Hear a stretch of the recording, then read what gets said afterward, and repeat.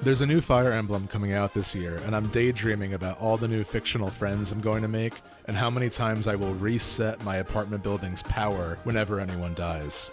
Was there any more I could have done? Fire Emblem is arguably infamous for its use of permadeath, a game mechanic that can take many forms. In some games, permadeath means a game over will reset all progress. In other cases, like Fire Emblem, it quite literally means death is permanent, so when a character is defeated, you lose them for good. In older Fire Emblem games, permadeath was on by default, though in more recent entries it's become a toggleable option. I know many people who are afraid to get into this series because of permadeath, as well as lifelong fans who still default to turning permadeath off. But there are others who would boldly claim you're not truly experiencing Fire Emblem without the fear of mortality looming over every decision. And permadeath isn't confined to just Fire Emblem, of course. It's very prevalent in the roguelike genre, and can be seen in any game where losing is meant to carry some extra weight. It's a divisive mechanic, to say the least. Some say it's too stressful and takes away from their enjoyment of the game, while others swear by the immersion of the heightened stakes. Personally, I love permadeath as a mechanic, though I concede it doesn't always work. So I'd like to figure out, at least for myself, when does permadeath heighten an experience, and when does it feel like overkill?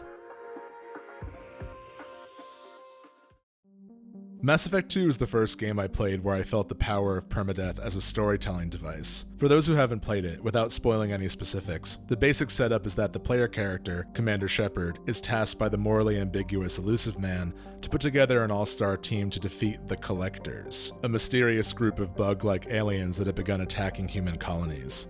The Elusive Man doesn't hide your odds. The final mission is given to the player from the start and is referred to as the Suicide Mission by everyone in the game. Every member of your squad accepts that this may be the last mission they ever take, and the game literalizes the mission's grim odds through its mechanics. Every playable character, including Shepard themselves, can permanently die in the Suicide Mission. And this is the middle entry of the trilogy, so losing a major character right before the final game is especially tragic. Whether or not your companions live or die depends on a number of factors, but broadly speaking, their fate depends on whether or not you've delegated the right person to the right task, and the individual strengths of your relationships. Mass Effect 2's Suicide Mission remains one of my favorite examples of permadeath working as narrative design. How many games have you played where you're told you're saving the world, but you barely feel the weight of what's at stake? In Mass Effect 2, you feel every second of this mission. Even replaying it doesn't make it any less nerve-wracking because I know there's always a chance a character I genuinely care about might die. Mass Effect 2 is a game about the power of relationships and the burden of leadership, and it all builds up to a tragically beautiful finale where the strengths of your bonds are brutally tested. While it is possible to save everyone, you will likely enter Mass Effect 3 with a few big losses, or at the very least a heightened sense of the danger ahead. Another game that partially uses permadeath as a narrative tool is Into the Breach by Subset Games. The loop of this sci-fi roguelike has your pilot jumping back in time to prevent humanity from being destroyed by giant alien bugs. That sounds kind of familiar. Each time the pilot jumps back, they retain their stats and abilities from previous runs, but they can only jump back in time and be used in future runs if they survive. While you can always select from the same group of pilots when you start a brand new run, that specific version of your pilot, with all their unique strengths and upgrades from their previous runs, will be lost forever if they die in combat.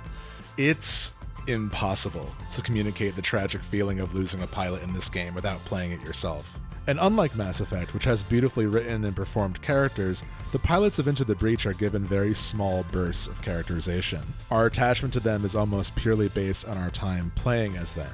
In this case, the story of each pilot is almost fully told through the mechanics. I also feel the need to mention Subset Games' other sci-fi classic with permadeath, FTL. While I think the crew of FTL's many doomed ships are more blank slates than Into the Breach's pilots, you know I've deeply mourned every crew that had a good thing going, and then a fire started in the oxygen room. One of my other favorite examples of permadeath is not directly from a game, but rather a fan-made challenge. Yes, I'm talking about Pokemon Nuzlocke runs.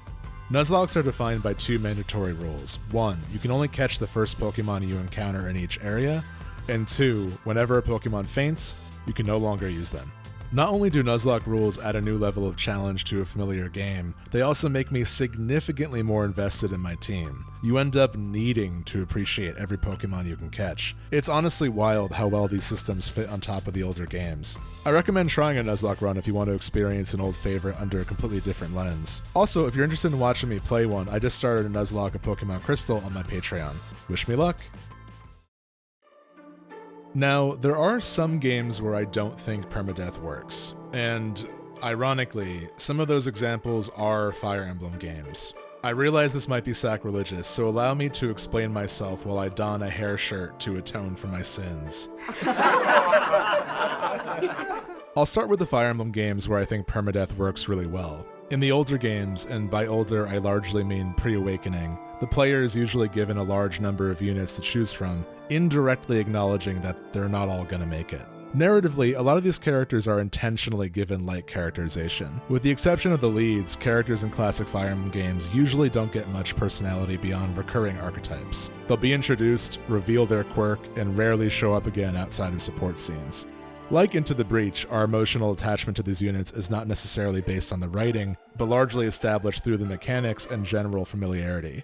So at the very least, you'll feel some version of heartbreak when a character dies because they played a crucial role in your strategy.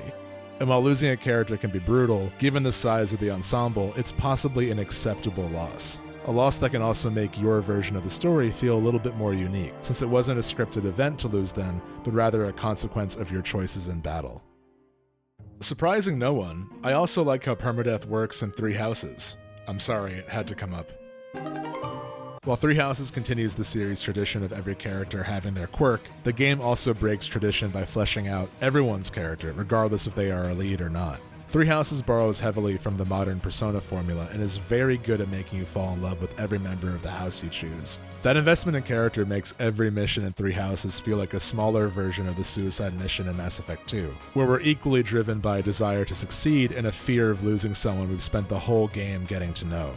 While Three Houses definitely has a stronger focus on character than most games in the series, losing anyone in any Fire Emblem game often results in a panicked press of the reset button, or using the rewind feature if you're emulating.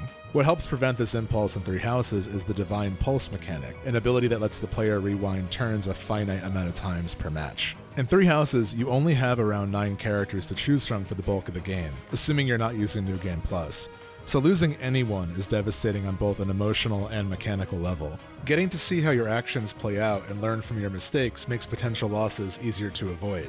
With Divine Pulse, we get the benefit of feeling the heightened stakes of permadeath, but we don't need to reset the match from the very beginning every time we lose someone.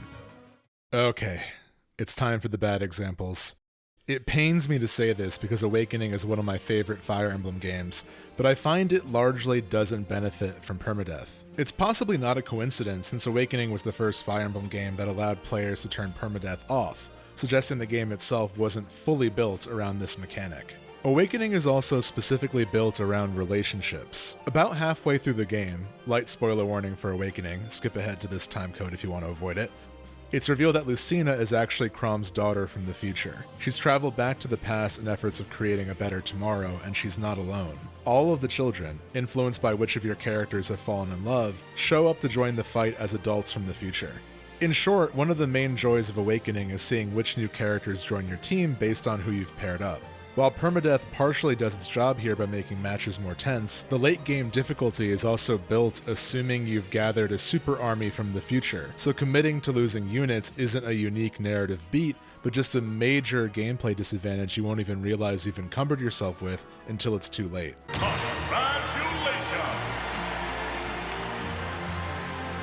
A stranger example of permadeath not working for me is Fire Emblem Engage, a game I admittedly didn't really connect with, despite enjoying the tactical half of it. Engage has a big cast, and to be blunt, I only found a few characters to be likable or memorable in any way.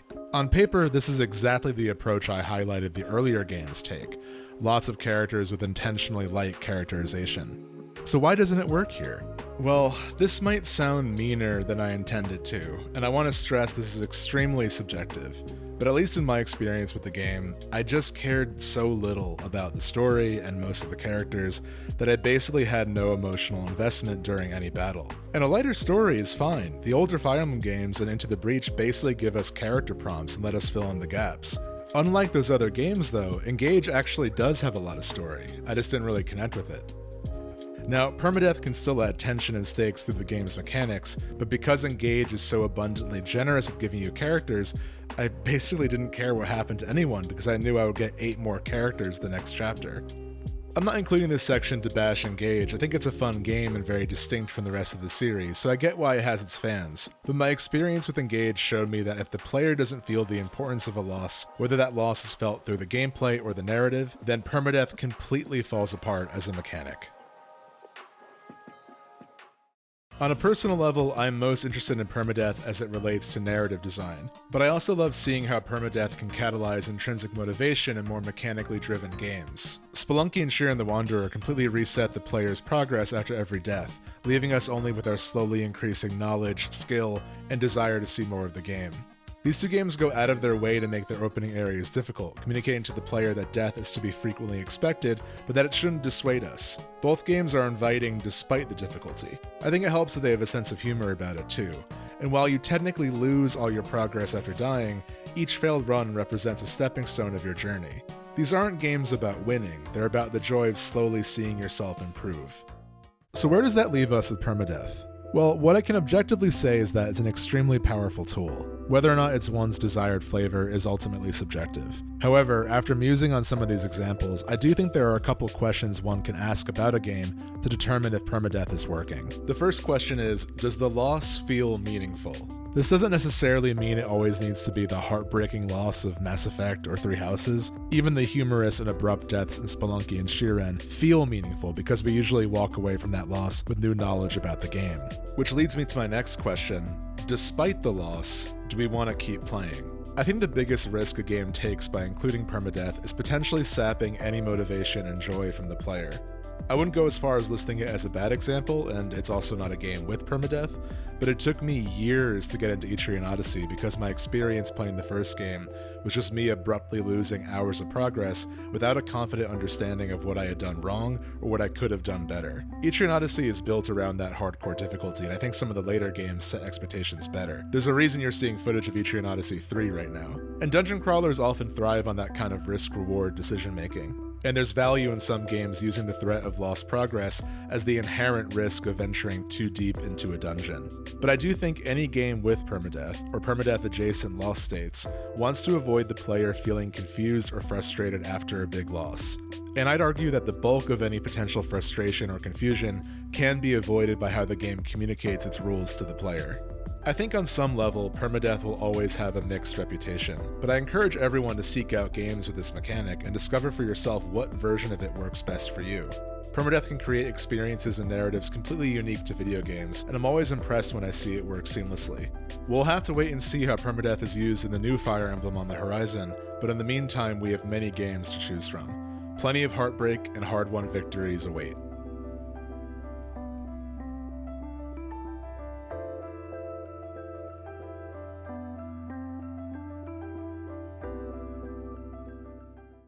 Hey, thank you so much for watching this. I really hope you enjoyed it. I'm realizing now, recording this, that I could have talked about the Honor Mode in Baldur's Gate 3 and many, many other games. If you have any recommendations, games you think use Permadeath in interesting ways, please let me know in the comments. I would love to check more out. It's a mechanic I think about a lot, as evidenced by me making this video. If you like what I do here, you can support me on Patreon. Links to that Patreon are in the episode description or the video description. I'm used to doing a podcast, sorry. Honestly, this might have just been an excuse to talk even more about Fire Emblem Three Houses. I can't escape. I fear Fortune's Weave and what it will do to my free time and my life, but I also can't wait. See you next time. Bye-bye.